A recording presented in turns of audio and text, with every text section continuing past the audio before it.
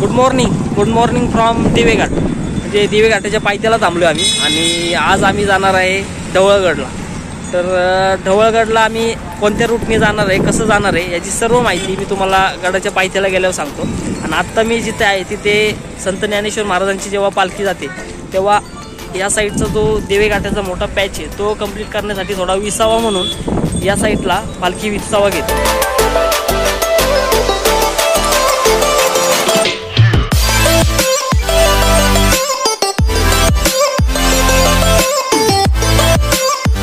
सोबत कोण कोण यायचं थोडं तुम्हाला इंट्रो देतो. तर आपल्यासोबत आहे अक्षय आपल्या तोरणागडासोबत पण होता. बरेच किल्ले केलेत आम्ही त्याचबरोबर. आणि शुभम लांब पळतो. तुम्ही तोरणा किल्ल्याचे व्हिडिओ पाहिले असेल तरी त्यामध्ये पण बघा, लांबच पळतो. त्यानंतर हा निखिल आपला रायडर शास्त्र.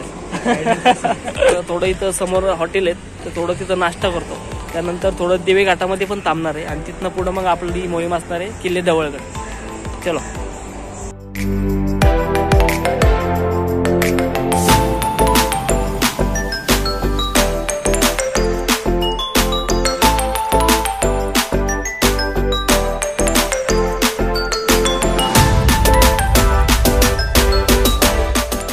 आणि हो, एक गोष्ट तर राहिलीच, आज आहे लक्ष्मीपूजन. तर तुम्हा सर्वांना, तुमच्या कुटुंबियांना दिवाळीच्या हार्दिक शुभेच्छा.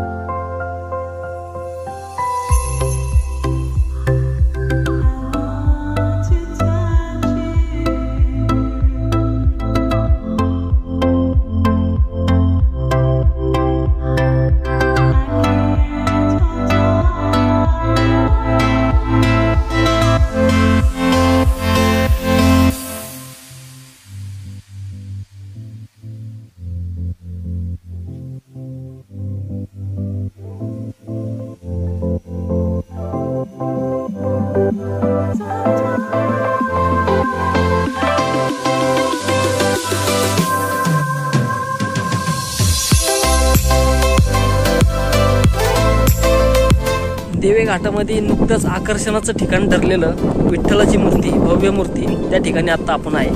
मला ती मी दाखवतो.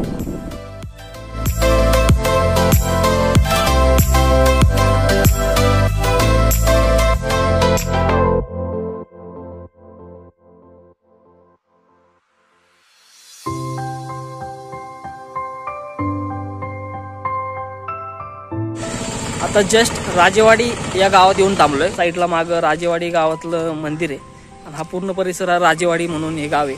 त्या गावापाशी आम्ही येऊन थांबलोय. तर अजून इथनं 9 किलोमीटर असं ढवळगड आहे.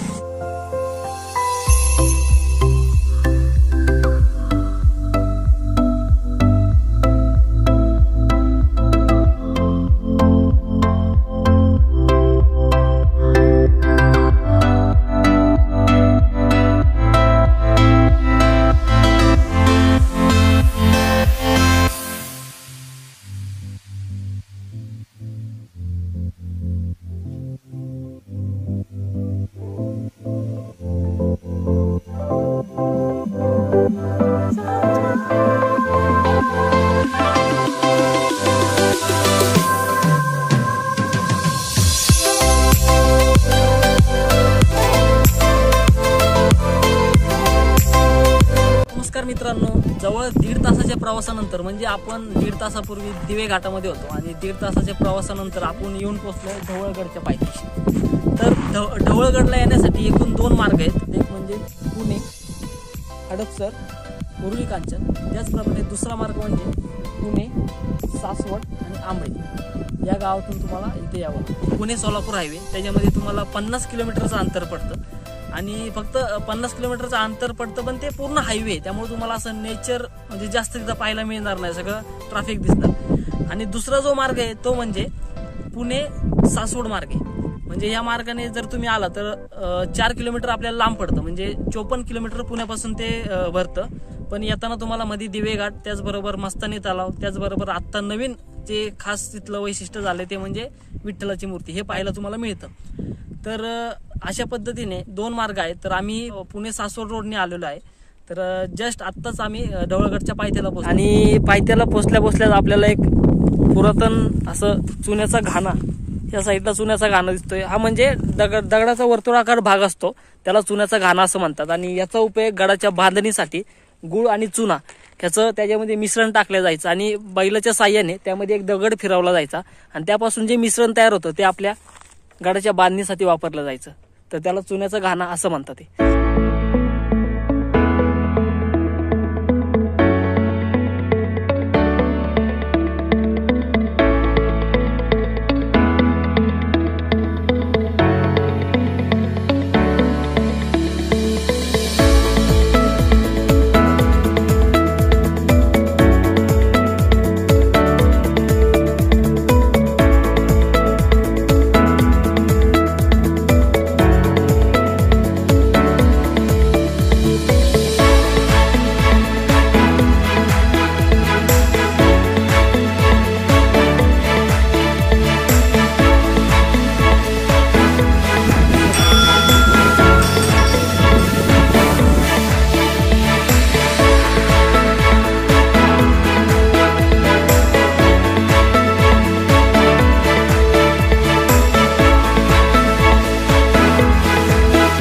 5 मिनिटाचं अंतर चालून आल्यानंतर आपल्याला इथं हनुमानाची मूर्ती दिसते.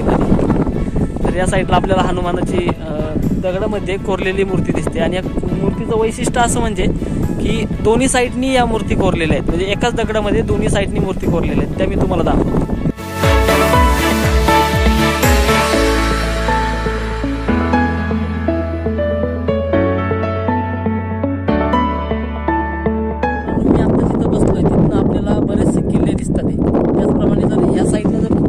बघितलं तर आपला पुरंदर किल्ला आहे त्या साईडला, आणि त्या डोंगर रांगेतून तुम्ही जर समोर ह्या साईडला आला तर आपला मल्हारगड देखील आहे.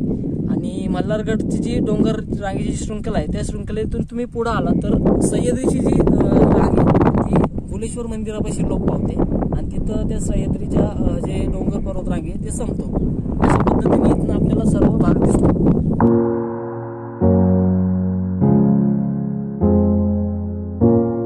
हा किल्ला गिरिदुर्ग प्रकारामध्ये मोडतो, त्यामुळे याचं चढण काही एवढी अवघड नाहीये. आणि या किल्ल्याबद्दल बरीचशी माहिती घेण्याचा मी प्रयत्न केला, पण इतिहासामध्ये असा काही एवढा किल्ल्याचा उल्लेख नाहीये. फक्त पुण्यातील ज्येष्ठ इतिहासकार बाबासाहेब पुरंदरे यांच्या एका पुस्तकामध्ये ढवळगड या किल्ल्याचा उल्लेख आहे. त्याच्या व्यतिरिक्त अजून कुठे मला या गडाबद्दल माहिती मिळालेली नाही. आणि तिचे भौगोलिक रचना जर बघता तर माझ्या मते हा किल्ला टेहळणीसाठी वापरला जात असेल त्यावेळेस.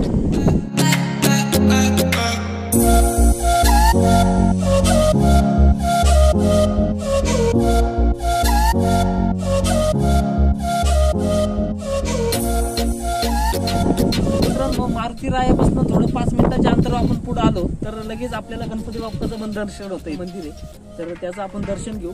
त्यानंतर गडाकडे प्रस्थान करू. गडाकडे जाण्यासाठी आपल्याला मोजून 5-10 मिनिटं लागतील अजून.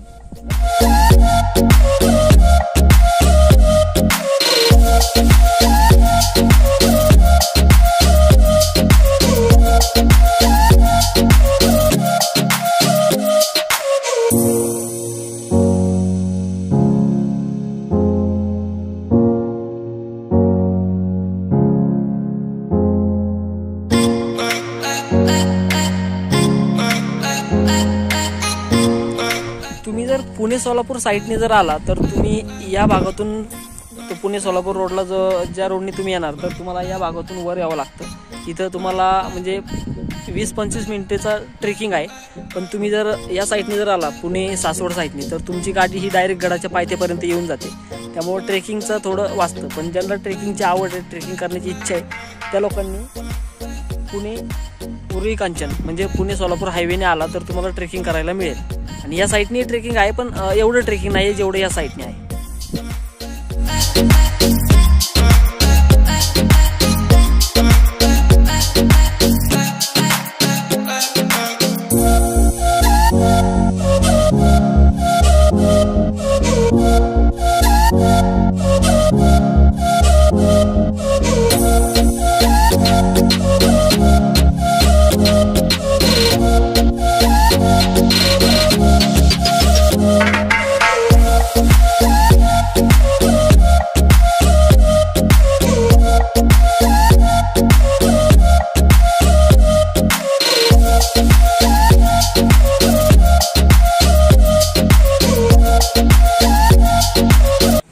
म्हणजे हे मंदिर मंदिर म्हणूनच आहे पहिल्यापासून, फक्त आत्ताच्या काळामध्ये थोडं ते ढवळगड म्हणून टाकले.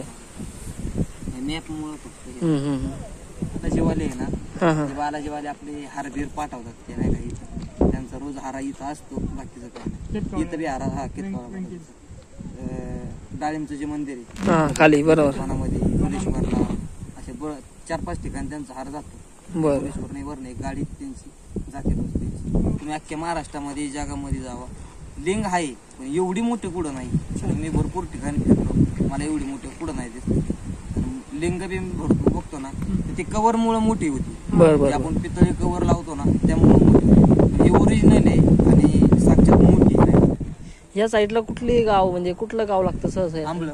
आणि ह्या साईडला डाळिंब पण उरुळी. बरोबर. शिंदवण्यातून तुम्ही शिंदवणे बरोबर. शिंदवणे मार्ग आहे का हा? शिंदवणे मार्गाच्या ना उरुळी शिंदवण्यातून वरती घाटावर तुम्ही आंबळे मार्ग बरोबर.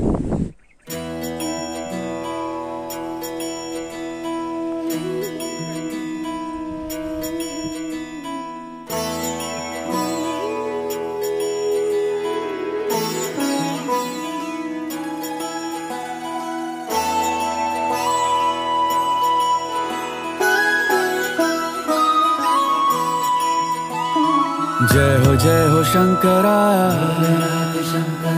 आदिदेव शंकरा,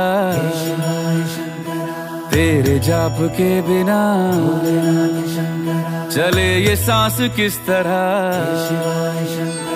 मेरा कर्म तू ही जाने, क्या बुरा है क्या भला,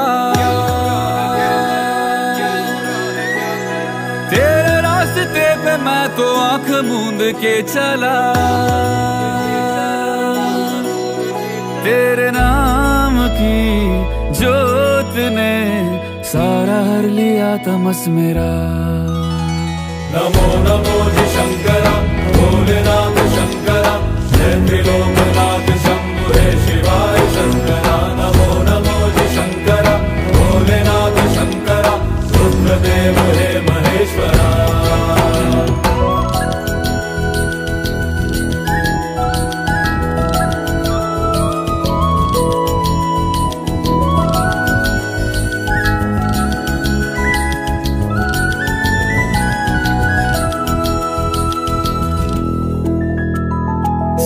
के जन्म से भी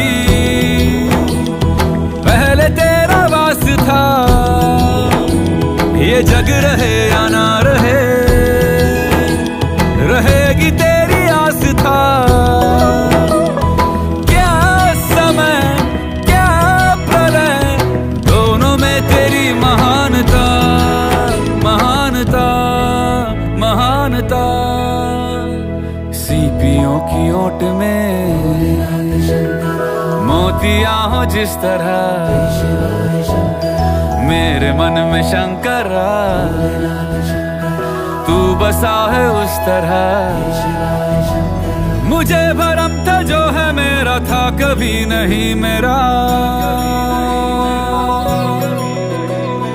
अर्थ क्या निरर्थ क्या जो भी है सभी तेरा। तेरे सामने है झुका मेरे सर पे हाथ रख तेरा।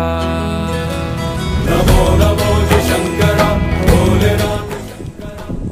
फायनली ढवळगड हा किल्ला पूर्ण पाहून झालेला आहे. म्हणजे ढवळगड हा किल्ला देखील आहे आणि इथे शंकराचं ढवळेश्वर म्हणून मंदिर देखील आहे. तर त्यामुळे याला ढवळेश्वर असं या ठिकाणाला पण दुसरं नाव आहे आणि ढवळगड सुद्धा नाव आहे. तर आता पूर्ण गड पाहून झालेला आहे.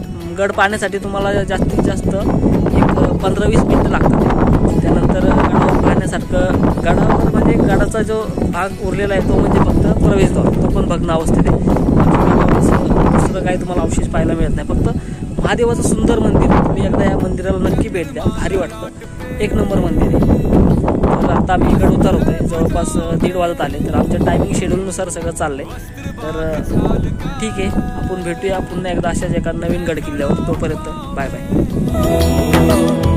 प्यास क्या हो तुझे, गंगा है तेरी जटाओं में जटाओं में जटाओं में।